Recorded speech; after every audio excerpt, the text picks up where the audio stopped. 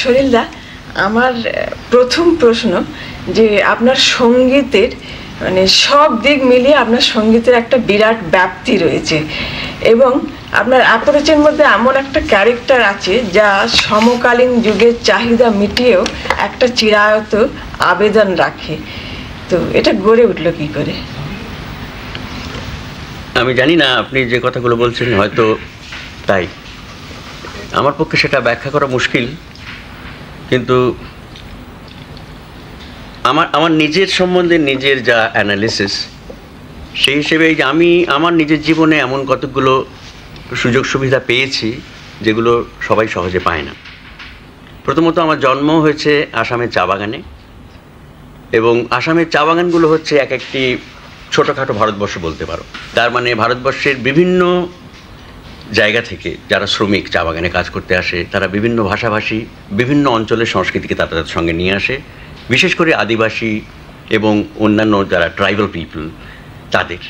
তো ছোটোবেলা থেকে শিশু অবস্থায় আমি তাদের সঙ্গীত শুনবার আমার অবকাশ হয়েছে। আমার খেলার জায়গা এবং আড্ডার জায়গা ছিল এইসব তথাকথিত কুলিদের মধ্যে। তাছাড়া আর একটা সুযোগ আমি পেয়েছি, আমার বাবা ছিলেন নিজে একজন সঙ্গীত সাধক, যদিও তিনি প্রফেশন হিসেবে ছিলেন ডাক্তার, কিন্তু আমাদের বাড়িতে ছিল ওয়েস্টার্ন ক্লাসিক্যাল মিউজিকের, যেমন ধরুন সিম্ফনিস, নাম করা যত ক্লাসিসিস্টস, বাখ, বেথোভেন, মোৎসার্ট, শুবেহা, এদের বিরাট কালেকশন ছিল বাবার।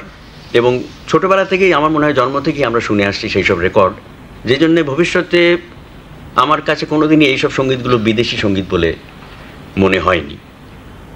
এছাড়া আমি যখন কলকাতায় পড়তে এলাম তখন আমার 6 বছর মতো বয়স। আমি এসে যে বাড়িতে উঠলাম, আমার জ্যাঠামশাইয়ের বাড়ি, সেখানেও একটা প্রচণ্ড অবকাশ ঘটলো। আমার দাদা, চাচাতো দাদা নিখিল চৌধুরী, তিনি ছিলেন সঙ্গীত পরিচালক, এবং আমাদের বাড়িতেই একটা অর্কেস্ট্রা ছিল, তার নাম মিলন পরিষদ। সেই অর্কেস্ট্রার সঙ্গে আমি স্বভাবতই অত্যন্ত আকৃষ্ট হলাম, এবং বহু রকম যন্ত্র সেখানে আমার হাতে খড়ি হলো।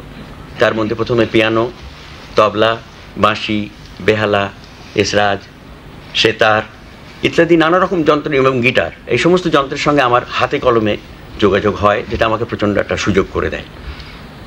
এবং আমি কোনো গুরুর কাছে তালিম নিয়ে শিখিনি।